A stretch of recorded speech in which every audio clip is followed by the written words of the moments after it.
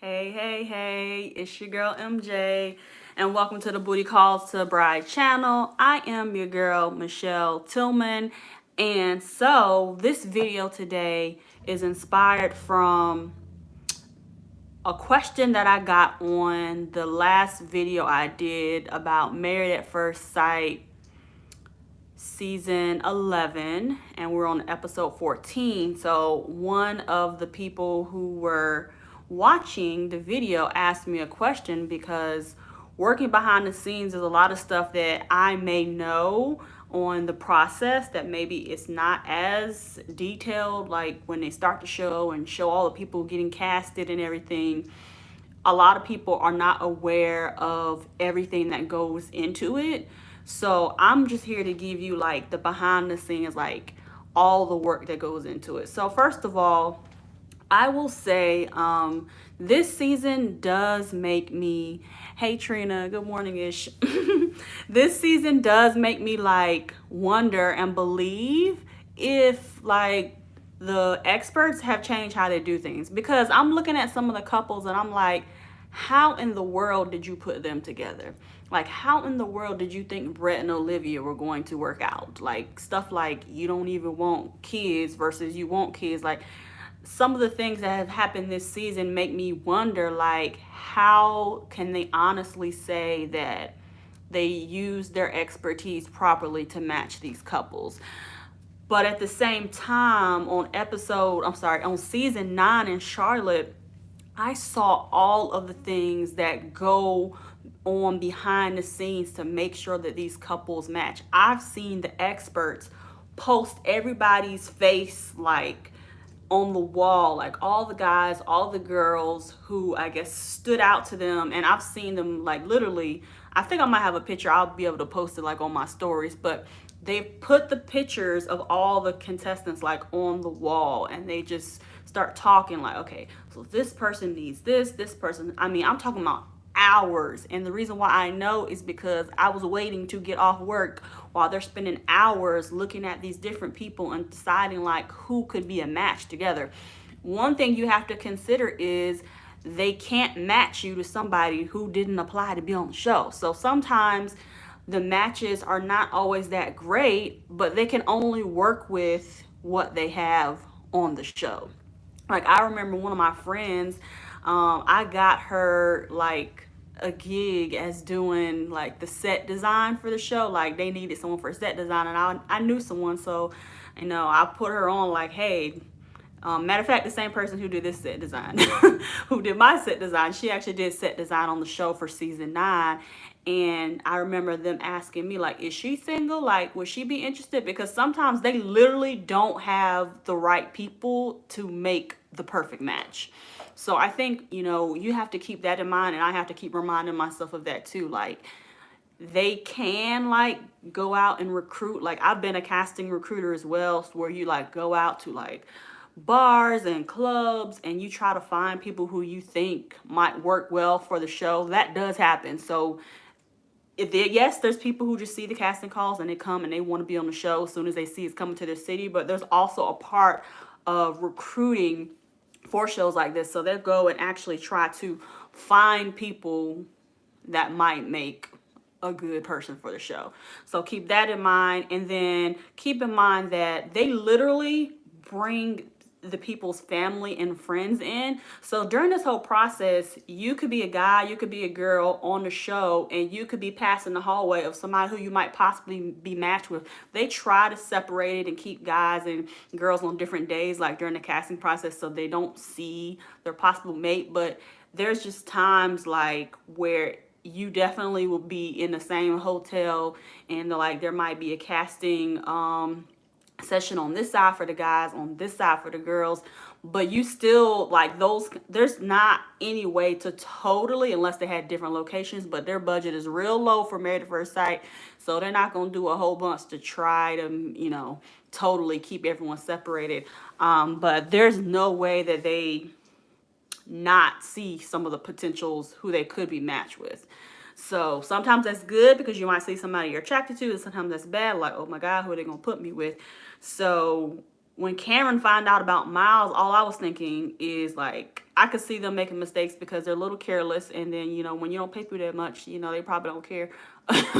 They really have some industry really low rates for what they paid. For me, I do like production and stuff in addition to a full-time job. So when I like a show, I'm willing to like go and do it even if the pay isn't that great. But when you have producers and high level people who aren't getting paid that much, then hey, if they get careless, they get careless. But she may have known who Miles was, possibly because there's a chance they could have passed each other during the process. I'm talking about when they bring your family and friends in, like once you get past round one, like they might have like a 50-page packet that you fill out just to get past round one. Then after that, it's like another 100-page packet and another 100-page packet. I mean, I'm talking about part of my job was like looking through the paperwork, making sure they answered all the questions, taking them to the psych eval rooms. They would be in there for hours where they were evaluating them and asking them questions. So somebody had mentioned on my last live, like, you know, these people, are they really ready for relationships? Just for airtime or ratings, and it's just couples to get married falsely. Yeah, I do. Of course, it's a TV show, so the ratings do have to be good for it to work. But again, they can only use the people who they have who apply to be on the show, unless they go and recruit someone. But that doesn't mean they're gonna go through it. Like there's people who the producers really like and who they prefer to actually match people with, but then they get to the psych eval and then they like crumble. They're crying and they're not really, they can't even pass that part. So I guess they don't feel comfortable putting them on TV.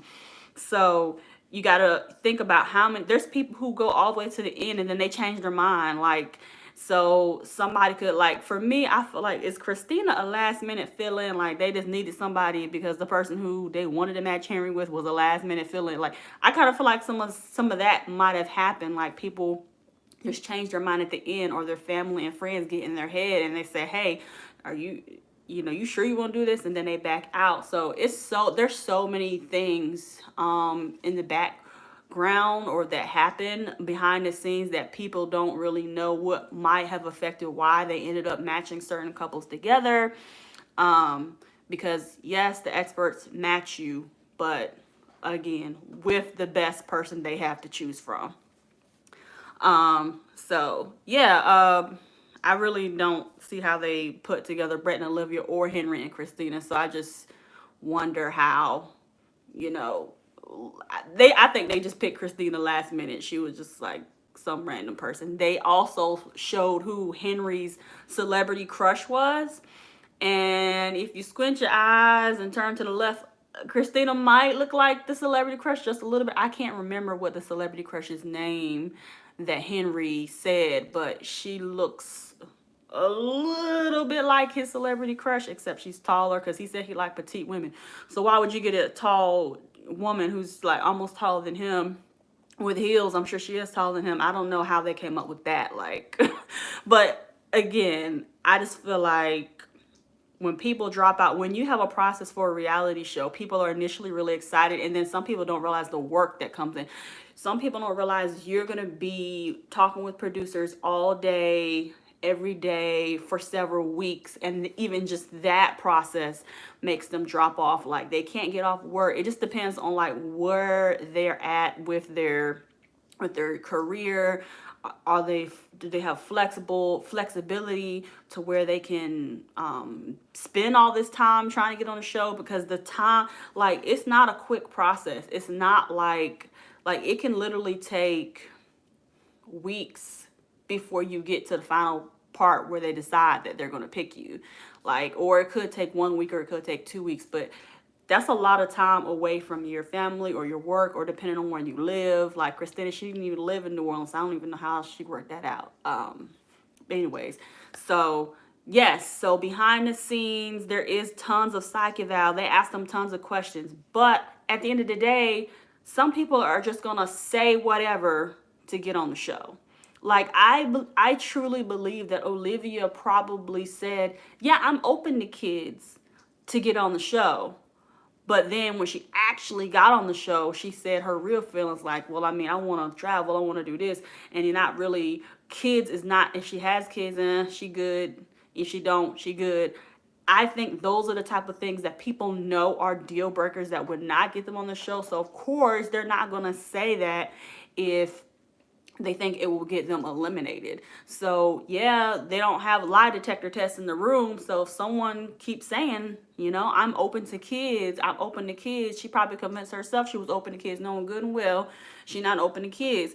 So I just think that there's a lot of due diligence that the show experts and the producers and all the staff have to do. Like, I mean, even times they ask me my opinion on things, and I'd be like, I don't know.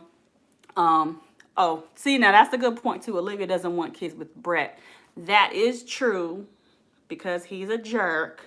However, I still don't even think, to be honest, that she would have even been picked on the show if she said a hard no, I don't want no kids. Like, I think that hard no would have helped them weed her out. She wasn't willing to give the hard no's. Like, a lot of people aren't willing to say it's a hard no for this type of person. Like, even Karen, she should have said it's a hard no if he ain't mean and he don't cuss me out. But of course, she's not gonna say that. She's gonna say I want someone nice. She's gonna say I want, a certain type of guy and I'm open to it. But in the end, or that I'm healed and I'm whole, I'm over the fact that my last guy, had a whole baby on me. Yes, I'm healed from that. But in reality, these people are saying what they think. The psychologists, and the experts and the counselors and the pastors, they're going to say what they think will get them on the show because they want marriage so desperately. They want it so bad, which I understand. Like, so many of us want marriage, but I just think it's just not fair to the process to not be who you are. And of course, everyone's going to say little things here and there that might not be totally authentic. They might put on a little bit for the cameras to be the person that they think that people want to see. But there's just some like ground level things to build a foundation that if you are not honest, it shows. Like, whatever your true person is in the dark, when you have cameras around, when you're stressed out, especially with them going through a whole pandemic, who you really are is coming out. You said it's not a hard no for Olivia. Karen wants love, but she needs help. Yes. I think that if Olivia had the right guy, she wouldn't say a hard no. She would be more open, but that's the thing. I don't. If you want kids, you want kids. I mean, that's just the way I look at it. Even though you don't want kids with him, well, first of all, be bad and be bold enough to just say, well, I can't see kids with you because of XYZ, versus trying to just say in general statements. And I think maybe that's why it might be confusing to tell what she really wants or not, because she wasn't very specific. Like, because of these traits that you show me, you're not the type of person I would want to have kids with. Like, that would be more understandable. I wish she would, yeah. If she would just say that, then we could be like, oh, okay. Well, maybe she didn't lie to the experts. And then Karen, I'm sure she said, I've been through a lot, but I'm ready for love. But no, you're ready for love that looks like what you had in the past, and you really can't accept someone being nice and being vulnerable and being in touch with their emotions. Like, you said those things, but you're not really ready. And the thing is, you would hope as a viewer, that the experts can read through the people who are faking and saying what they think that the producers would want to hear. You would hope that they would say, like, okay, well, you said that, but I can tell and I can sense that you're not really ready. Like, you would hope that the experts could say could say that. And it would be all amazing, like if they had like a flashback clip of somebody talking to Karen or talking to Olivia or talking to Brett and saying, "Are you sure? Are you sure?" And then them saying yes, and then us seeing now like, no, they wasn't so sure. Like that, of course, that would be so amazing, but they're not going to show that. They're not going to openly make it seem as if there's like, oh, us as the experts made a mistake. I do think that it's not fake. I know a lot of people think it's fake. Unlike, I don't think it's fake, but I do think they have scheduled events that allow for certain interactions that we want to see on TV. So I think anyone who watches reality TV can put two and two together, like, okay, they may not have naturally did this, but this is what you need to allow this conversation to take place, or for them to bring up this topic, or for the different couples to talk about what they're going through. Like, I know they throw out topics like, hey, well, why don't you talk about rating your marriage, or why don't you talk about how you're adjusting? Because some of the times it's like they gave Henry stuff to say, and you know good and well Henry would have never said that. Like, so how do you feel about your marriage? And it's like, it's just so like, okay, y'all told Henry to say something. Henry, you ain't said nothing in a while, so we need some footage of you. So how about you say this? Sometimes, yeah, it does feel like really structured. But again, when they don't have the footage they need, they're going to give the I can't think of the word. It's leaving my mind, but they're going to give them like the hook to start the conversation. So that's just kind of how it works. So I don't know if anyone else has any questions about, how the process goes with casting, how the process goes. If you comment on this video, I'll make sure I respond, or if I need to do another video like with more details of things that I might be forgetting. But yes, you're right. A real counselor will call you out on your stuff. But a counselor who has a motive of, I also want TV to be good because I still want a job. Like, I mean, it's still a job for them, But I think that when you do things and you pick people who aren't necessarily right for each other, or a lot of times they don't pick people because of how they look. It's real shallow up in there. I mean, they will listen. I've seen them talk about folks to the point where I was like, ooh, well, what would y'all say about me if I was auditioning for their show? But yeah, they be talking about people. But so yeah, how you look can definitely get you not moving to the next round for sure. But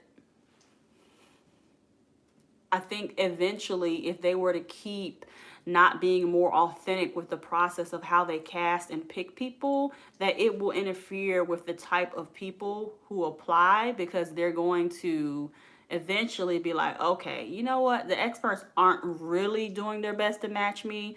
They aren't really having my best interest in mind. They just want this to look good. So I think the quality of contestants will continually drop if they're not more careful with how they match people. So I'm hoping that next season, maybe there'll be a turn and that they will like really be more careful of how they match, and so that there's not so many times where people like, well, why did they even get matched? Like, I feel like other times when the couples had issues, you could still see like why they got matched. But now, like this episode, I'm like, why did they even put them together? Now they know good and well, like they should have put Christina with Brett. She's a jerk, he's a jerk. They would have probably went perfect. I mean, Olivia, I don't think she could have been matched with Henry, but if she just wanted like a friend to go take trips with her and just say she's married, Henry might have worked as a perfect tag along for Olivia. Like, maybe they should have swapped and it could have worked out. I don't know. But like Olivia seemed like the kind of person who would have more compassion for a Henry personality. And even though Brett would have been a butthole to Christina, that's what she's used to, so she probably would have liked him. I don't know. But anywho, do y'all have any questions for those who are watching about, casting, how they choose people? Just let me know. put it up. I'm gonna wait probably another 30 seconds. And if not, then I'll just answer questions in the comments and respond with a new video, or I'll respond in the comments to you guys. Thank you everyone who's been like leaving comments and really like watching. Like y'all been watching, and I'm like, okay, I can see like the watch time of the video going up. And I know like YouTube has done something different with all the ads and stuff. Of course, yes, I am I am trying to have income from my YouTube. Of course, it's fun, but of course, this is also a stream of income. But at the same time, like they're going a little crazy with the ads sometimes. So just whatever you guys want to talk about, let me know. Let's address it. Because this is like I feel invested in this season. Like as much as I could have just said forget it, I ain't doing the video this week, but I just so much, and I'm just like, okay, I need to know what happens. I need to know what happens with the relationship 6 months later. I'm ready for the reunion show. I'm ready for all that. But since no one else has any questions about how things go, I'm going to end it here. Thank you for watching. Casting process for Married at First Sight is done. It's a wrap. Y'all have a great, wonderful day, and I